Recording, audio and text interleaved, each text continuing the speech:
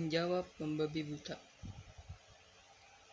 Aku kira dia bukan hanya mengetahui istilah-istilah dapur, dia guruku yang terpandai, paling kusayangi. Sekarang mereka berdua tertawa cekikikan sambil menutup mulut dengan setengah. Aku agak bingung, tak tahu di mana lucunya. Sekilas, kulihat lirikan bersinar datang dari kiri dan kananku. Menyayangi guru, ledek Miriam. Tak pernah ada guru bahasa dan sastra Belanda disayangi orang. Tukang obat semua. Dapat apa kau dari dia? Dia pandai menerangkan tentang gaya tahun 80-an dan pintar membandingkannya dengan gaya sekarang. Wah, wah, seru Sarah. Kalau begitu, coba deklamasikan salah sebuah sajak Claus. Biar kami lihat apa benar gurumu memang jagoan. Dia pandai menerangkan latar belakang psikologi dan sosial dari karya-karya 80-an. Aku meneruskan membabi buta juga. Sangat menarik. Apa yang kau maksudkan dengan latar belakang psikologi dan sosial? Sarah dan Miriam mulai cekikikan lagi. Sekarang aku sudah mulai jengkel dengan apegirkon cekikikan mereka. Aku pindah duduk di kursi bekas tuan asisten residen untuk menghindari lirikan mereka. Sekarang aku hadapi mereka, dan nampaknya mereka gadis totok yang lincah dan bukan tidak menarik. Namun, seorang junior tak bisa tidak harus selalu waspada terhadap seniornya. Sekiranya diperlukan keterangan tentang itu, jawabku sambil menarik tampang penting. Tentu diperlukan literatur di bawah mata. Melihat aku mulai memasuki pojokan mereka semakin cekikikan dan saling melirik. Masa ya, ada guru bahasa dan sastra Belanda bicara tentang latar belakang psikologi dan sosial. Kedengeran kembung, mau jadi apa dia? Itu Juffrouw Magda Peters. Paling-paling dia mampu mengedepankan pujangga-pujangga angkatan 80 yang menggonggong-gonggong meratapi langitnya yang dirusak asap pabrik. Ladang-ladangnya yang dibisingi lalu lintas, kena terjang jalanan dan rel kereta api. Miriam yang lebih agresif itu mulai menyerang. Kalau mau bicara tentang latar belakang sosial, semestinya dia tak bicara tentang angkatan cengeng itu. Dia akan bicara tentang Multatuli dan Hindia. Ya, itu baru bicara tentang sastra gagah di mana lumpur dapat menumbuhkan teratai. Dia bicara juga tentang Multatuli. Jawabku tabah. Mana bisa Multatuli diajarkan di sekolah? Yang benar saja. Dalam buku pelajaran tak pernah disebut. Miriam meneruskan serangan. Miriam betul. Sarah memperkuat. Latar belakang sosial memang Multatuli contoh tipikal. Kemudian melirik pada adiknya. Juffrouw Magda Peters bukan hanya sekedar mengedepankannya sebagai seorang tipikal. Sampai-sampai ia menyoroti. Menyoroti? Seru Sarah tak percaya. Guru HBS Hindia menyoroti Multatuli. Bisa itu terjadi dalam 10 tahun mendatang, Miriam? Bisa itu terjadi dalam 10 tahun mendatang, Miriam. Dan Miriam menggeleng tak percaya. Atau mungkin kalian sudah berganti buku pelajaran? Tidak. Gurumu itu memang kembung. Kau hanya muridnya. Sarah menindas aku. Tidak.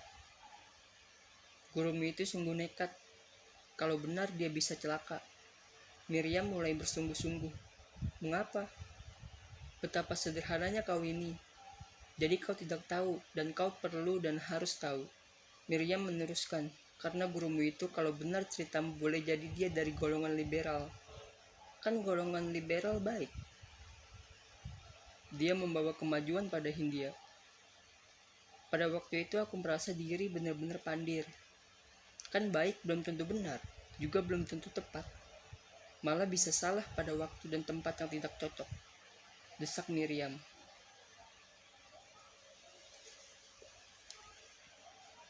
Sarah mendehem.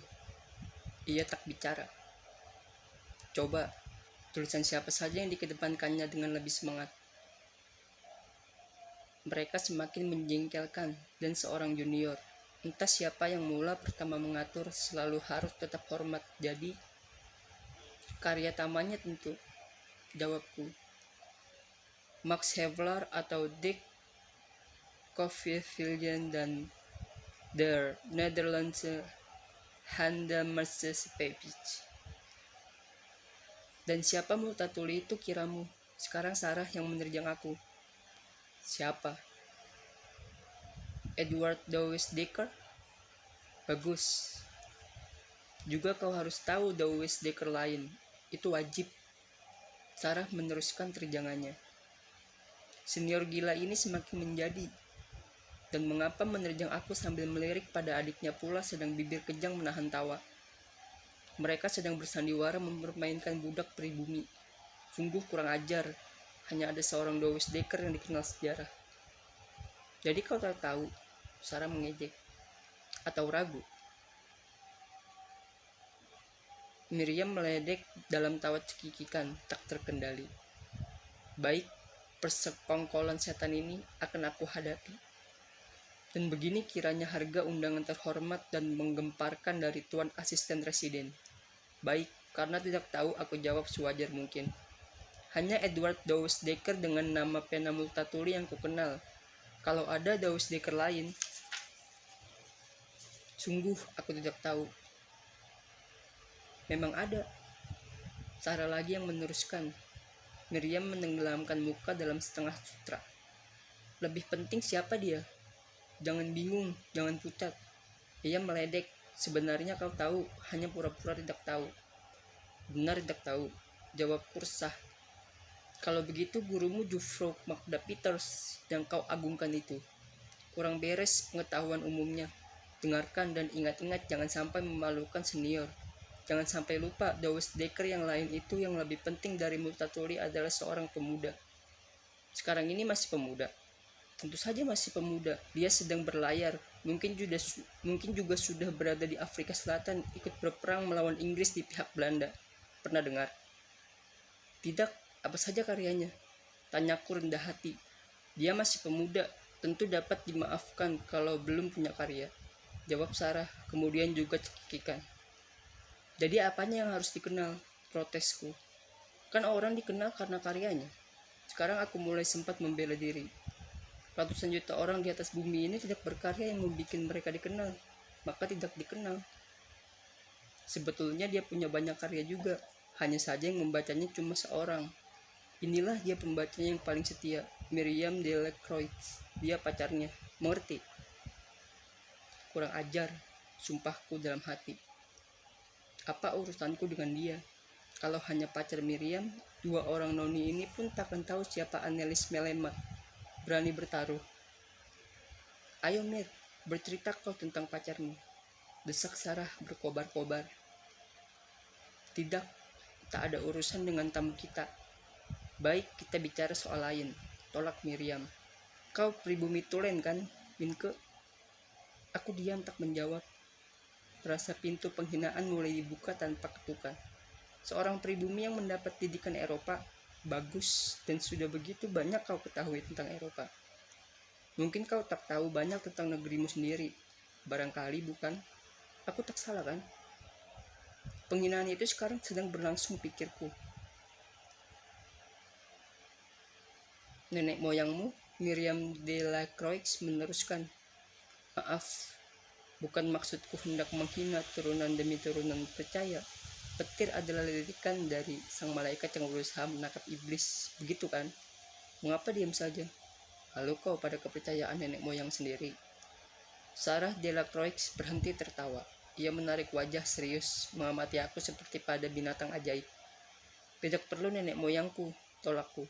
Nenek moyang Eropa dan Belanda zaman purba tidak akan kurang dungu daripada nenek moyangku. Nah, Sarah menengahi.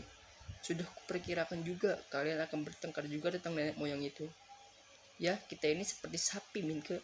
Miriam meneruskan, berkelahi pada pertemuan pertama, bersahabat kemudian, barangkali untuk selamanya, begitu kan? Gadis lincah, kecurigaanku mereda.